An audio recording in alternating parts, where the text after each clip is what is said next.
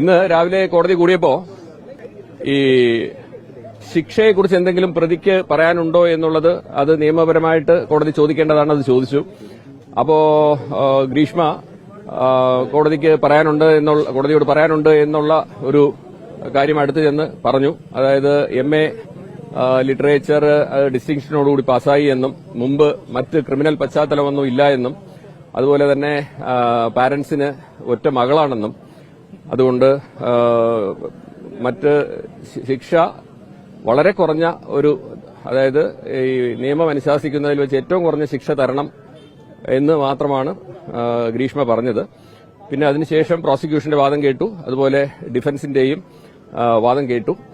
വാദം കേട്ടതിന് ശേഷം വിധി പറയാനായിട്ട് 20-ാം തീയതിയാണ് വച്ചിരിക്കുന്നത്. അതായത് ഇപ്പോ ഇത് ഒരു മർഡർ നടന്നു എന്നാണ് കോടതി കണ്ടെത്തിയിരിക്കുന്നത്. അപ്പൊ അതുകൊണ്ട് അത് ഒരു ജസ്റ്റിഫയബിൾ മർഡർ ആയിട്ട് മാത്രമേ കരുതാവൂ. അതുകൊണ്ട് ഒരു കാരണവശാലും ക്യാപിറ്റൽ പണിഷ്മെന്റ് കൊടുക്കരുത് എന്നാണ് പ്രതിഭാഗം വാദിച്ചത്. അതിന്റെ പ്രധാന കാരണം വീണ്ടും ഗ്രീഷ്മയ്ക്ക് ഒരു ചിന്തനമുണ്ടായിട്ട് ഒരു നന്നാവാനുള്ള ഒരു റിഫർമേഷന് വേണ്ടിയിട്ടുള്ള ഒരു അവസരം കൊടുക്കണമെന്നാണ് പ്രതിഭാഗം വാദിച്ചത്. അതായത് തീർച്ചയായിട്ടും അങ്ങനെ ഒരു ആരോപണം ഇന്നത്തെ വാദത്തിൽ പറഞ്ഞിരുന്നു.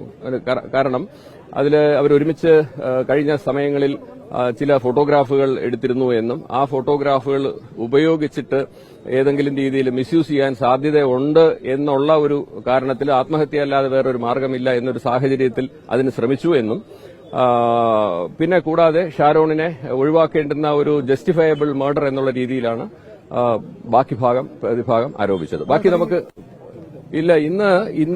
ഇന്ന് ആർഗ്യൂ ചെയ്തത് യഥാർത്ഥത്തിൽ ഈ തെളിവെടുക്കുന്ന സമയത്ത് വന്നതിലല്ലാതെ ഈ യഥാർത്ഥത്തിൽ ഒരു ക്യാപിറ്റൽ പണിഷ്മെന്റ് കൊടുക്കണമോ അതല്ലെങ്കിൽ ജീവപര്യന്തം ആയിട്ട് നിർത്തിയാൽ മതിയോ എന്നുള്ള സാഹചര്യത്തിൽ ഒരു ഡിസിഷൻ എടുക്കാൻ വേണ്ടിയിട്ട്, അതായത് മിറ്റിഗേറ്റിംഗ് സർക്കംസ്റ്റാൻസസും അഗ്രവേറ്റിംഗ് സർക്കംസ്റ്റാൻസസും തമ്മിലൊരു ബാലൻസ് സ്ട്രൈക്ക് ചെയ്യുന്നതിലേക്ക് വേണ്ടിയിട്ട് ഒരു ആർഗ്യുമെന്റാണ് ഇന്ന് ഡിഫൻസും അതുപോലെ പ്രോസിക്യൂഷനും അവിടെ നടത്തിയത്. അല്ല, ഈ കാര്യങ്ങൾ നേരത്തെ ഉന്നയിച്ച കാര്യങ്ങളായിരുന്നില്ല.